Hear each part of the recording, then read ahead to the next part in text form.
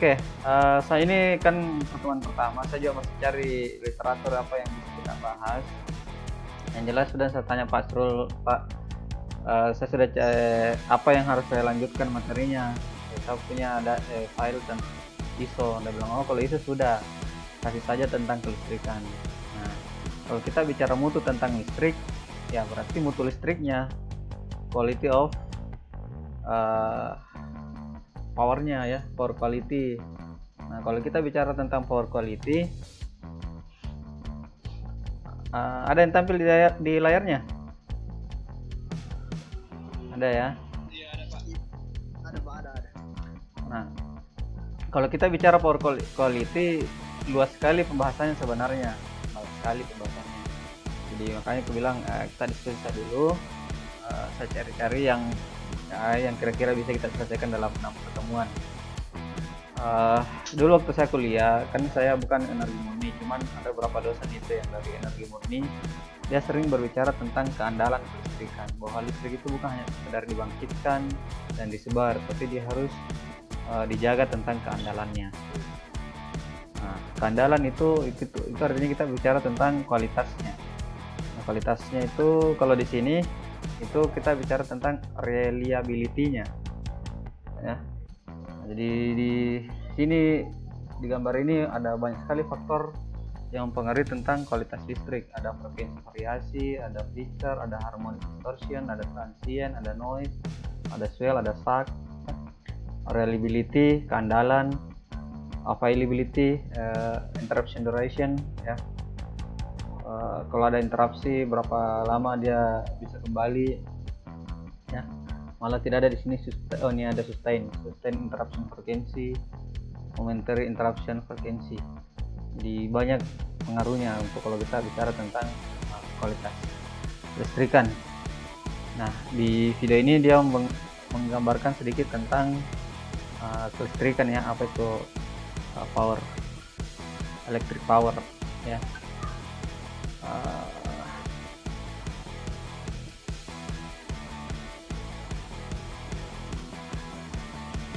Jadi dia sini menggambarkan tentang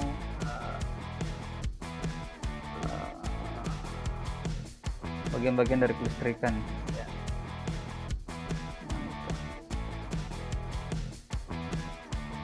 Jadi ada 3 bagian, ada ini ada generator atau pembangkit, ya, generator, kemudian ada transmisi, kemudian distribusi, kemudian ya trafo untuk konversi tegangan,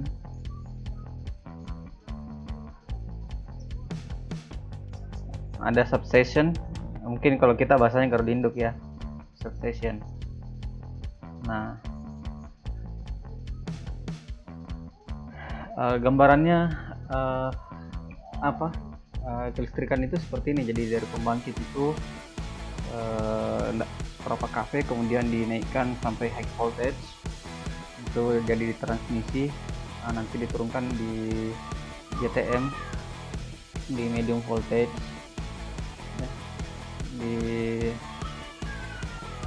JTM ini kan yang tegangan tinggi, ya, tegangan tinggi, kemudian tegangan menengah, kemudian JTR tegangan rendah, udah masuk ke beban-beban. Dia gambarkan power itu seperti ini. Jadi pembangkit, transmisi, distribusi, beban, ya.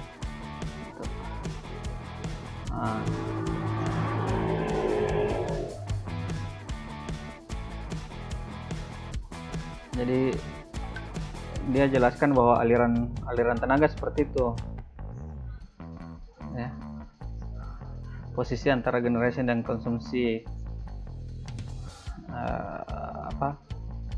jadi dia bahasakan bahwa pembangkit yang tradisional yang sekarang banyak itu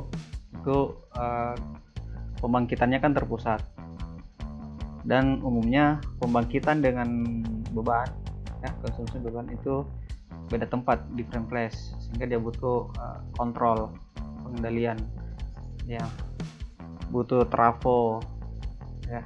Trafo ini digunakan untuk menaikkan tegangan, karena di pembangkit itu sebenarnya biasanya pembangkit berapa ya, 11 kV kalau tidak salah yang di 11 kV, kemudian dinaikkan menjadi 120 kV, ditransmisikan nih, nanti di distribusi kasih turun lagi ke 20 kV, distribusikan lagi. Sudah itu dikasih turun lagi ke 230 baru masuk ke rumah. Gitu dia kurang lebih gambarannya. Nah, kalau dia traditional power system atau yang ada sekarang ini banyak, nah, generation atau pembangkitnya, consumption atau beban itu berada di tempat yang berbeda, sehingga dia butuh kontrol biar dikendalikan ya. Kemudian dia umumnya AC, jadi alternating current AC. Nah, gitu.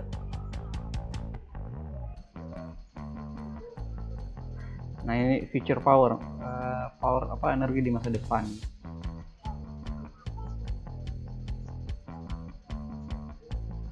Nah, generator masa depan itu dia bahasakan di sini, you might observe there are generation unit located in the distributing system. Jadi ada pembangkit di sekitar distribusi ya, yang ditempatkan di sekitar beban lah, dekat dengan beban ceritanya gitu.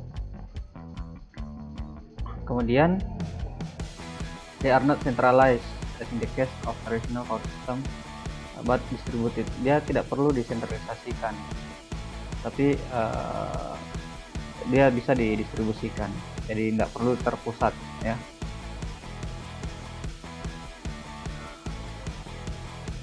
Distributif, pembangkit terdistribusi. Nah, diambil contoh di sini hotel panel, small wind turbine, turbin kecil, fuel cell ya.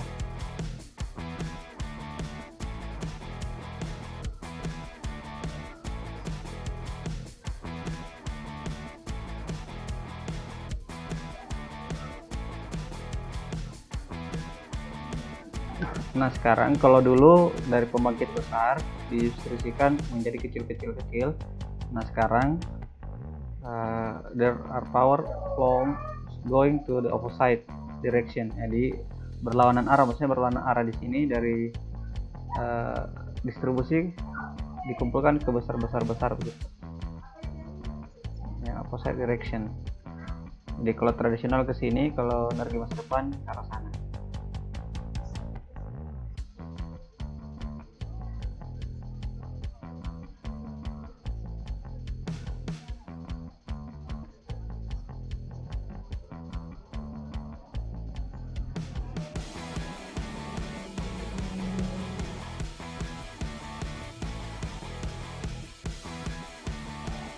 You have probably heard the concept smart grid before. Siapa pernah dengar istilah smart grid?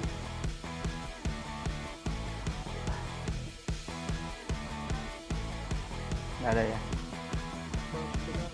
Baru dengar. Oke. Ya. Jadi smart grid itu kan selama ini PLN itu istilahnya grid ya. Jadi setiap ada apa namanya, ada ini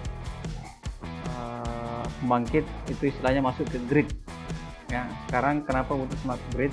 Karena ya seperti itu, jadi ada pembangkit apalagi dia sudah mulai coba ikuti sistem luar negeri. Jadi kalau misalkan ada rumah pasang panel surya atau ada rumah yang punya pembangkit sendiri, dia bisa jual ke PLN, bisa distribusi ke PLN. Nah, itu butuh smart grid karena beban keluar masuk, pembangkit juga keluar masuk, tidak stabil gitu. Ini smart grid is an electricity network that can intelligently integrated the action of all user connected to it. Pintar di bahasa Bugis tuh. Sekarang bahasa Bugis ini.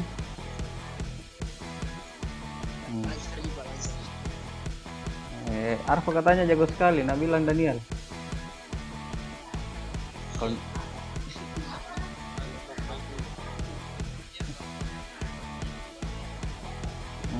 sustainable system punya. Jadi generator consumer does they assume both roles in order to efficiency deliver sustainable economic and secure electricity price. The grid ini jalur ini ya, jalur tegangan. Nah, smart grid itu sistem yang berpikir bahwa kapan itu beban harus masuk, kapan beban harus dilepas, kapan pembangkit harus masuk, kapan pembangkit harus dilepas. Jadi otomatis dia main switchnya, saklarnya. Jadi ada bagian yang berpikir, itu arahnya ke situ. European Technology Platform of Smart Grid.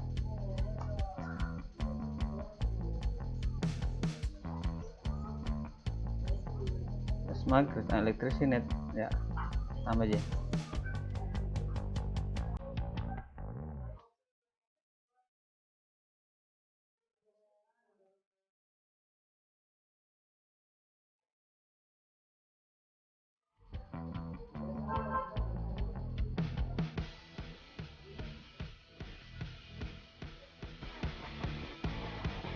Ya, yang dimaksud dengan intelligently tadi itu adalah power system employ, monitoring, control, and communication. SCADA lah kurang lebih ya.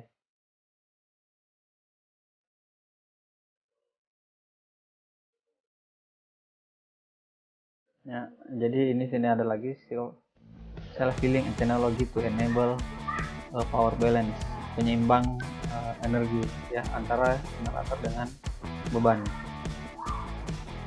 Itu sebenarnya kemarin waktu ini di hardware konsis, kenapa ada istilah balas itu? Nah, itu gunanya balas. Kalau di telekomunikasi itu istilahnya dummy load. Beban sementara untuk apa? Untuk ini power balance, supaya seimbang antara generator dengan generator dengan beban, pembangkit dengan beban. Ya, itu.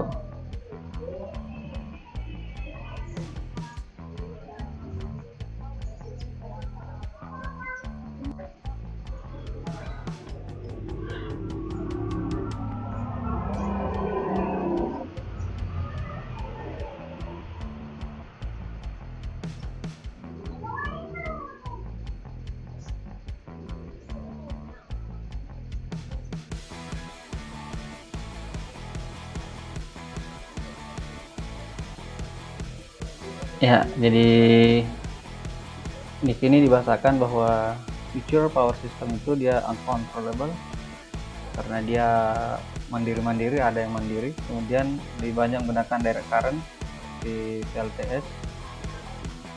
Ya, kalau ada yang belum masuk, ulang-ulang saja nah, karena ini atau apa tak setting ini kenapa jadi manual. Jadi yang ini Indris, Madura, Mopli, Alpha, timbul tenggelam semua ini ya. Rizky, Rahmat Hidayat, Saiful tadi Hasra masuk keluar lagi, Hasra, Daniel ya, mungkin pengaruh jaringan juga ya. Oke.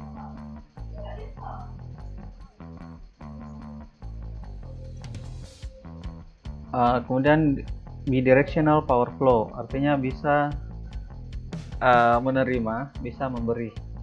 Itu konsepnya yang ada sekarang di PLN. Kalau ada yang membangun PLTS atap, kalau membangun PLTS atap di atas rumahnya, dia bisa bidirectional power flow. Jadi bisa dia menerima dari PLN kalau lagi tidak ada tidak ada matahari. Kalau dia lagi banyak matahari tidak ada pakai, dia bisa jual ke PLN. Bukan jual sebenarnya sih, barter saja, karena dia hanya hargai 0,6% saja. Oke.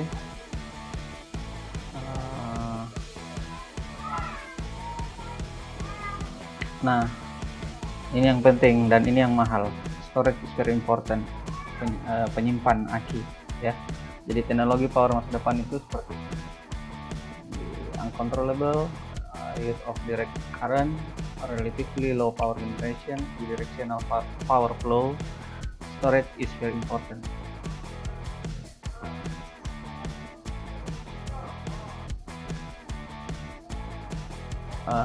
ini smart grid concept will be introduced, akan diperkenalkan smart grid concept. Ya, itu lagi apa namanya, kestabilan itu ya, tentang kestabilan listrik. Jadi listrik dikatakan stabil itu harus sama antara daya yang terbangkitkan dengan daya yang terpakai.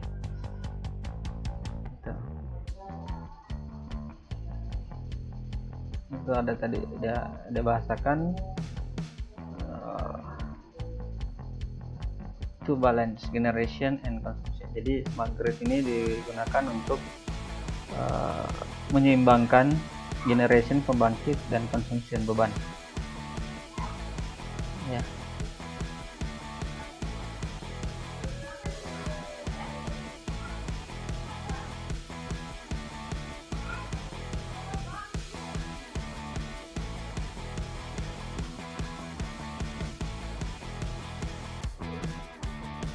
Oke, jadi itu gambarannya video ini ya. Sampai sini ada yang mau didiskusikan. Jadi ini tidak tahu lagi berapa menit. Kita ikuti waktu Zoom saja. Itu 40 menit. Jadi kalau selesai ya selesai. Nanti kita lanjut lagi. Oh ya, hari Jumat itu Pasrul mau masuk jam setelah PPA ya, kalau proyek akhir, karena dia masih kurang satu pertemuan. Dia sampaikan ke saya, dia minta jadwal kosong. Saya lihat jadwal kosongnya hari Jumat, jadi nanti Pasrul masuk hari Jumat ya. Nah untuk saya itu 6 pertemuan di sini di Majamimutu. Jadi ini satu pertemuan, saya coba susun materinya dulu. Kita lebih ke andalan saja, keandalan atau kualitas listrik, intinya dari segi keandalannya. Karena tadi di sini ada beberapa. Sebenarnya mungkin kalau kita produk itu, kalau kayak kita bikin tugas akhir yang menggunakan listrik, itu harusnya kita masuk ke sini juga, harmonic distortion. Karena harmonic distortion itu paling banyak dari perangkat elektronik, perangkat yang menggunakan listrik. Jadi saya coba dulu. Jadi target kita cuma 2 dari power quality ini, itu di reliability atau keandalan dan di harmonic distortion. Nggak cukup materinya, saya lagi cari buku pendukungnya. Ada beberapa buku saya coba cari di internet kayak ini, Assessment of Power Reliability, dia 300 halaman. Ini harus baca buku ini. Kemudian ini Reliability Evaluation of Power System, ini 500 halaman. Kemudian ini juga Power System Dynamic, ini sedikit gini, hanya mana tadi halamannya itu, hanya 1000 halaman ya. Itu saya coba susunkan dulu materinya, apa-apa yang bisa kita diskusikan tentang andalan listrik ya. Kalau masih ada waktu kita masuk ke harmonik. Kalau kita bermain di produk, sebenarnya kita lebih banyak harmonic distortion, supaya produk kita itu tidak menimbulkan harmonic distortion ya. Jadi sekarang sebagai teknisi listrik kita harus tahu juga tentang andalan reliability, andalan listrik. Seperti apa listrik yang dikatakan andal ya. Belum stabil itu beda, antara reliability, stabil, sustainable itu beda. Jadi andal, stabil, kemudian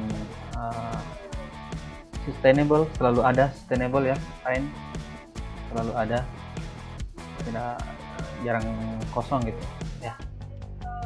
Oke, itu tadi tentang video pertama, bagaimana membandingkan antara pembangkit tradisional dengan pembangkit di masa yang akan datang. Intinya selalu dibahasakan bahwa harus ada power balance, keseimbangan ya. Ada yang bertanya, ini video kedua, saya belum lihat. Ada sudah nonton di video kedua nih, 3 menit.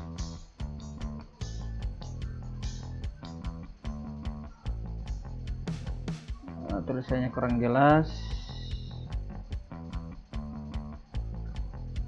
saya perjelas dulu. 40, 80. Oke. Ya, hampir sama tadi ya, bahwa electric power system itu adalah terdiri dari generation atau pembangkit, transmisi, distribusi. Kalau kita tambah satu lagi di sini, konsumsi beban, ya. Basic strukturnya seperti ini. Ya, basic strukturnya seperti ini. Jadi pembangkit, kemudian transfer step up, ini dihafal mati semua ini. Jadi ini transmisi, ya. Kemudian ini negara induk, kemudian distribusi, ini tiang 20 kV, kemudian turun ke rumah, ini ada lagi trafo distribusi, ya, untuk 240 untuk rumah-rumah, atau ini untuk industri, konsumen industri. Jadi gambarannya seperti itu, ya. Di sistem pembangkit kelistrikan di mana-mana kurang lebih sama. Ada pembangkit, ada transmisi, ada distribusi, ada beban, ya. Kemudian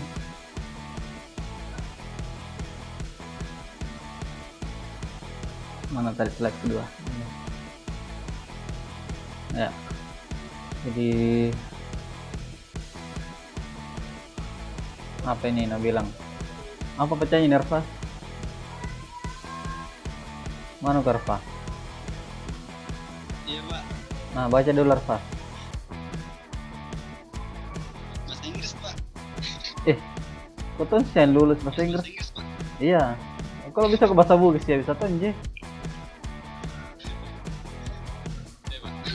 Nah, Electricity has become very useful and has changed a billion life in the day it was discovered. Of course, it could be invented, for it is a natural phenomenon. Individuals have become accustomed using the daily question of electricity or for electricity illuminate house switch on or television, energy or laptop or food in waters, physical product, consider clearing or birthday.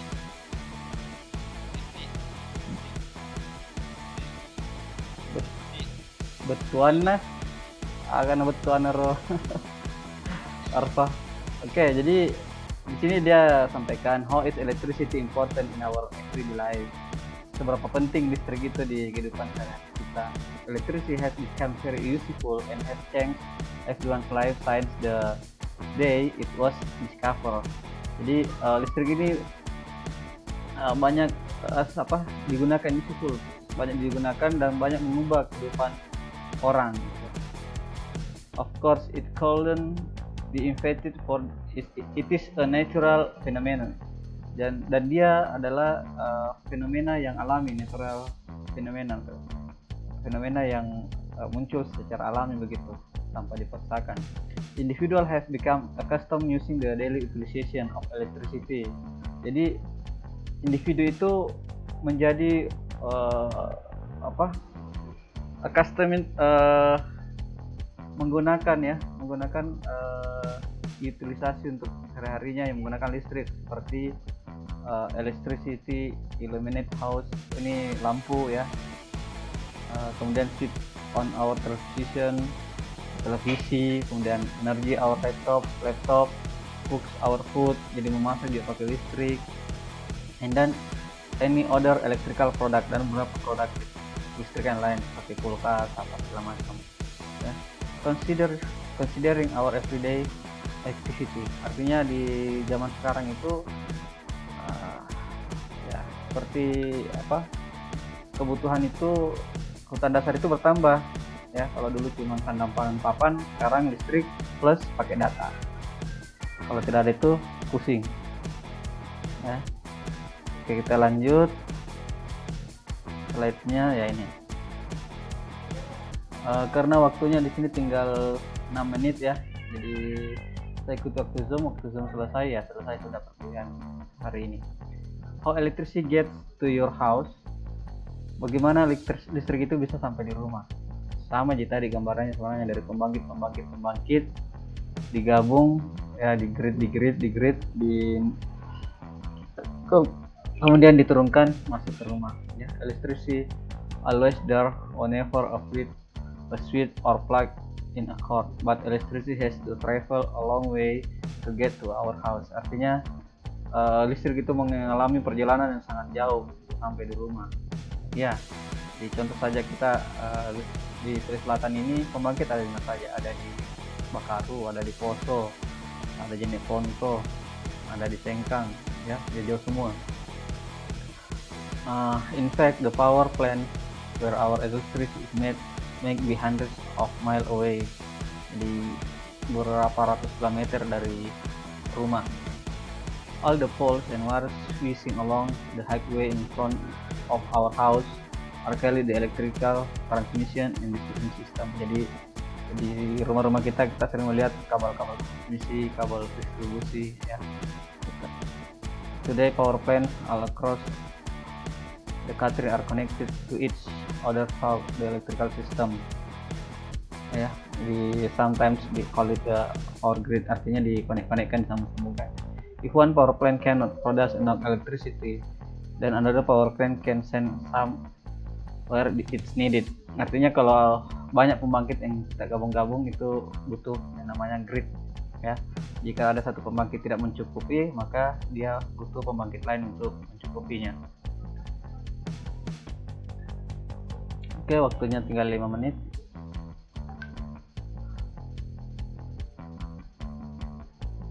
Ya, nah ini.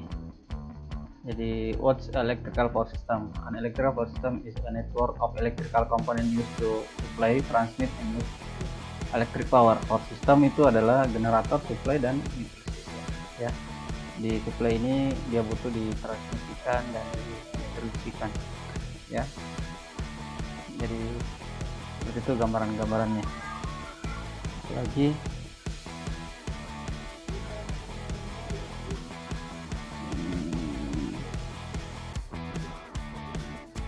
nah seperti ini ya, power station, power transformer, transmission, semua aja gambarnya nih. Distribution ya, kemudian ke rumah, distribution, kemudian ke industri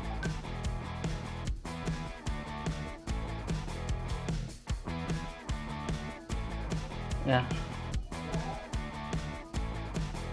Nah ini yang saya bilang tadi, bahwa rata-rata pembangkit itu dia sekitaran 11 kV sampai 33 kV, kemudian ditransmisikan dengan tegangan sampai 150 kV.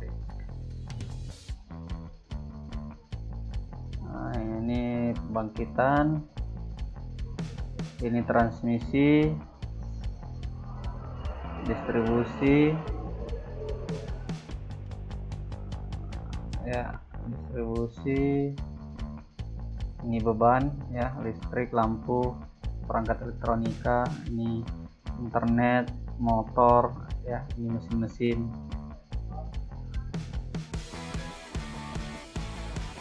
ya.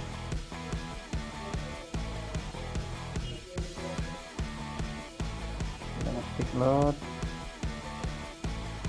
commercial load. Oke, kira seperti itu gambaran awal tentang power system.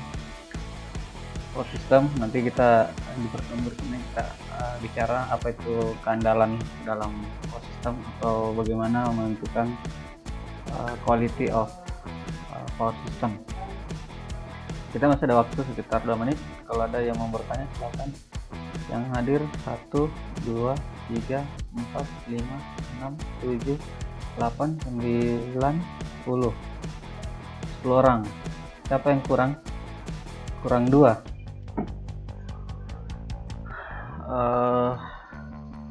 Yang cewek-ceweknya Madura sama Hasra ada, jadi mana Hasra ini ada, mana Madu keluar keseng tadi ada sih. Sama siapa satu ini tidak masuk, mana siapa Tahmid.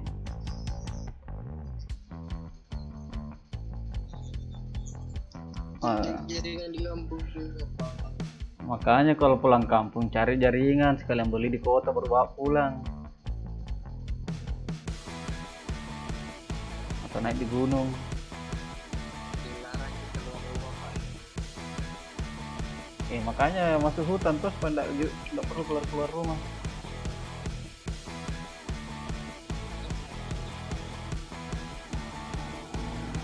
Nah itulah.